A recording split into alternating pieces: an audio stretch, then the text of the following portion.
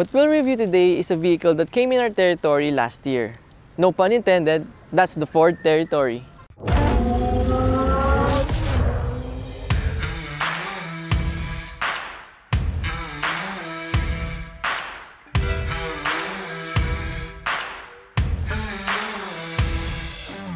This vehicle is the latest compact crossover from Ford and siya yung pumalit sa dating Ford Escape, which is between Ford Everest and Ford EcoSport. So yung itsura niya, you can see na mukha siyang baby Explorer, di ba? Tapos it has LED headlights, LED daytime running lights, and halogen fog lights. Tapos dito sa daytime running lights niya, it acts as the turn signals din. Tapos here, since it is a trend variant, yung grille niya, it's a gloss black plastic finish. Tapos, it is similar to the Ford Everest Sport. And overall, yung exterior niya, pag nasa daan, it looks sporty, very macho, and pogi.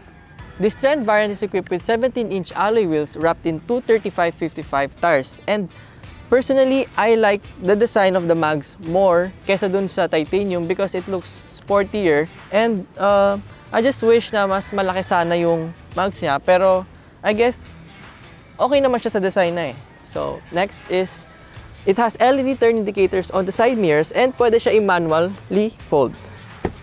Tapos here, okay yung ginawa nila na black cladding dito na very thin lang kasi hindi siya yung na-overpower yung design niya.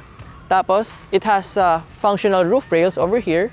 And I like the continuity of the design niya kasi ito siya, tuloy-tuloy, and it has a floating roof, di ba, kumbaga. So see, it opened for me. It's like it's welcoming me. Nag-unlock din siya. And as you can see, yung taillights niya, it looks beautiful even na umaga or gabi. Ang ganda talaga niya tignan. So everything here, yung light niya sa likod, it's LED. Starting from the taillights, the brake lights, the turn signals, and the reverse lights. Lahat yan LED. Tapos they have two faux exhaust tips over here na maganda kasi malalim yung plastic niya sa loob. There. Tapos, it has a rear backup camera with parking sensors. Tapos, what I like also about this one is that meron siyang wordings ng territory dito na nakaspell, which is ang ganda-ganda niya tignan. And overall, I really love the design, the exterior, kahit during daytime mo siya makita or during nighttime, appealing talaga siya. So, let's check out the trunk. So as we can see dito sa loob, the space is just adequate. Parang sa size lang din siya ng mga compact crossovers talaga.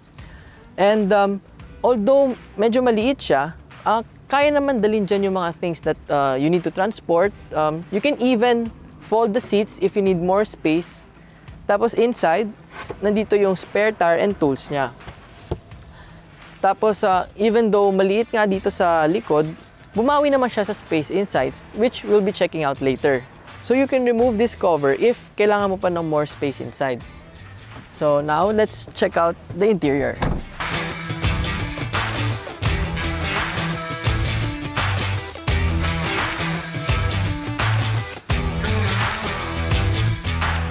So now, we're here inside the Ford Territory. And ang masasabi ko dito is that it's different from the usual Ford na nakikita natin, na we're familiar with. Pero that difference is maganda. Maganda siya mata. It's refreshing. Maganda yung mga designs na ginawa nila. Hindi siya yung usual na Ford design na walang swoopy or curvy lines. Ito may ganon. And then, almost everything na makikita nyo dito, it's soft touch. So even dito sa door panels, and dito sa armrest, tapos dito, and dito, leather siya. Tapos, kahit dito na hindi mo nahawakan, and dito sa ilalim na you don't see, soft touch pa rin yung ginawa nila dito. Kasi it's made of leather. Tapos this steering wheel niya, it's made of leather din. And it's nice to hold, lalo na kapag nagda-drive ka kasi medyo malaki siya. Tapos yung shape niya, yung mga creases niya, sakto sa kamay.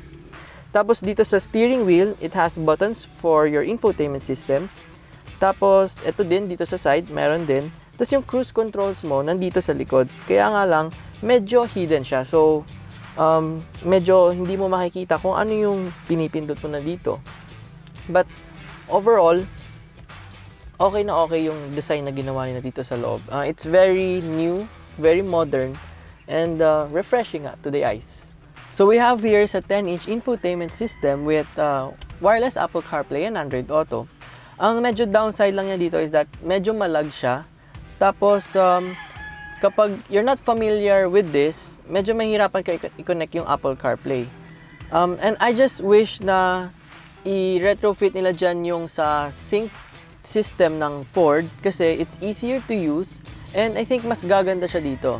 And this one, it also has quad display. Kaya lang medyo lumiliit na yung mga controls niya dito. Pero, you know, kaya naman nila i-improve yan in time. And then, this one, sa baba, you have the toggle switches for the AC controls. Tapos dito sa gitna yung hazard button. And then, I just wish na they also add physical buttons or switches pala for the AC controls dito sa taas. Kasi medyo parang blank yung dito. Tapos sa baba, they have two USB ports. One is fast charging, the one is the ordinary one. Tapos meron siyang storage space dito with 12-volt power outlet. Kapag sa titanium naman, yung dito niya is wireless charging. Tapos, ito yung shifter for this one. It's a combination of leather, tapos itong shiny material na plastic. Okay naman siya sa hand. It fits well. Perfect na perfect. I just prefer na gawin nilang full leather siya or plastic na lang yung dito niya instead of this one. Tapos here, you have the buttons for your electronic parking brake and auto hold function. Pati yung sport mode nandito din. And then, ito yung selector and knob for the volume and sa infotainment system and other buttons niya. Tapos dito, double opening yung sa storage space and sobrang lalim nito. Marami kang pwedeng malagay. For example, this one. Kasya siya sa loob. And even yung bote namin, which kasya dito sa isang cup holder dito sa gitna. And meron pang isang space dito. And yun, overall, maganda yung dito sa center console niya. It's nice. For the window switch, dito siya nilagay ni Ford ngayon. It's on the side. Nandito yung lock and unlock button. Tapos for the side mirror controls, tapos yung window switches na hindi siya automatic. I'm not sure kung yung sa titanium is automatic, pero dito sa Trent, hindi siya automatic. And for me na hindi naman ganun kahaba yung arms, medyo minsan may time na parang mahirap siya abutin kasi it's here. Pero sa mga mahabang arms naman, walang problem yun kasi abot na abot nila dito. And then for the seats naman, it's comfortable. Kahit na mapansin nyo, hindi siya yung heavily bolstered dito sa gilid. Okay na okay siya kasi malambot. Dinala namin to sa Subic and there were no complaints. Sobrang comfy nung ride. Hindi ka mangangawit or may something sasakit. Wala. It's comfortable. For the instrument cluster, it has an ordinary analog display with 3.5-inch na display on the middle. Tapos dito sa rear view mirror niya, it's auto dimming. Plus meron siyang USB port dito for your dashcams or GoPros. So here at the back, you can see na malaki talaga yung space dito. What I said about dun sa cargo space sa likod na maliit, it made up naman for this space dito sa harap. So I'm 5 feet and 5 inches tall. Tapos, ayan no, you can see na mahaba yung reach na pwede pang abutin dito sa likod. And sobrang laki pa ng space. And even the headroom, kahit na meron siyang panoramic sunroof. Tapos here, meron siyang 2 back pockets.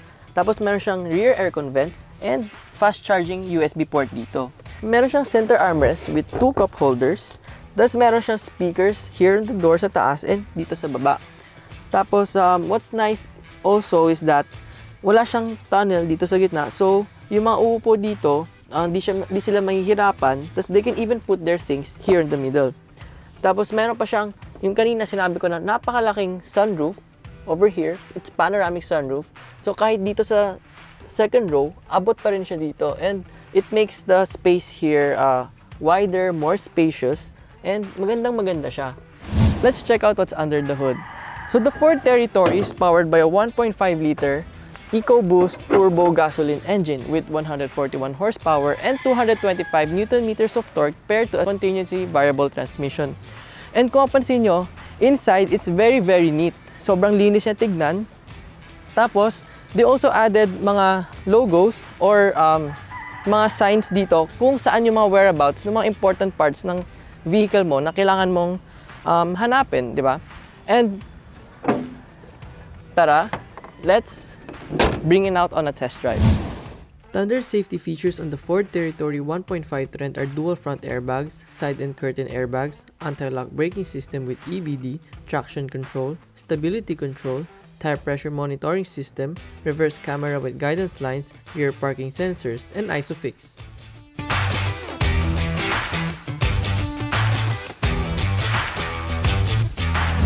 I can really tell kung bakit tayo marami nakikitang Territory sa mga daan natin ngayon, and it's because of the driving comfort and the ride quality.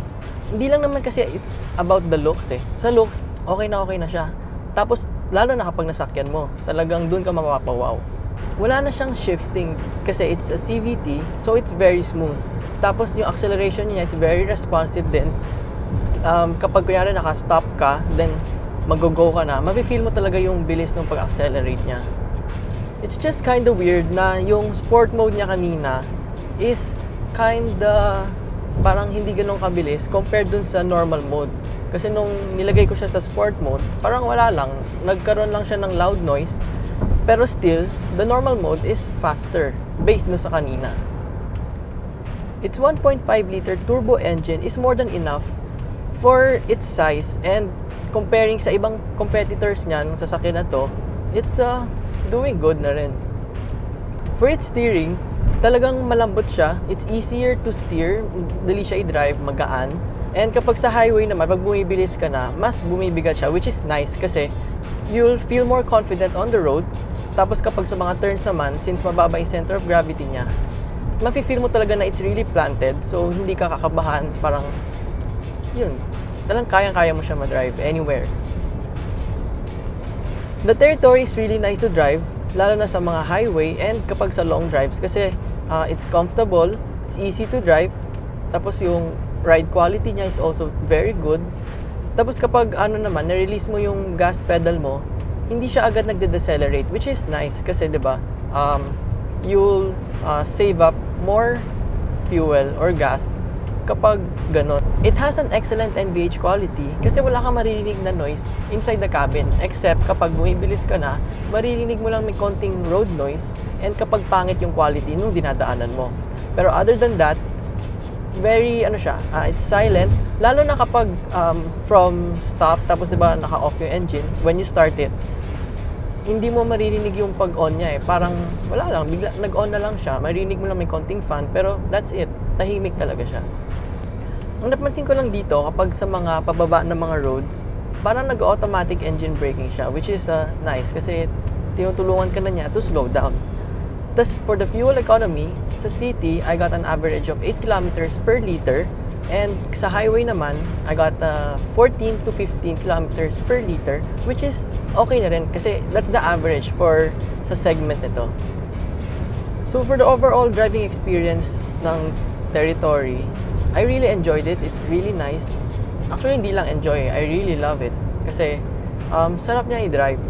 Tapos, sayang nga lang na if we were able to review this last year, pwede pa siya masama. Actually, hindi lang pwede. Talagang masasama namin siya sa top 5 picks namin for 2020. Kaya nga lang, we only got to review it now. So, yun, hindi siya nakasama. The Ford Territory is really a great addition to the Ford family. And other than the infotainment system, parang wala ka namang hindi magugustuhan dito sa car na to because it gives you the feeling of being comfortable, and yung premium feels, nandito siya. And for just 1,199,000 Philippine pesos, pwede mo na makuha yung Trend variant na full of features. And if kaya ko nga bibiliin ko na siya agad.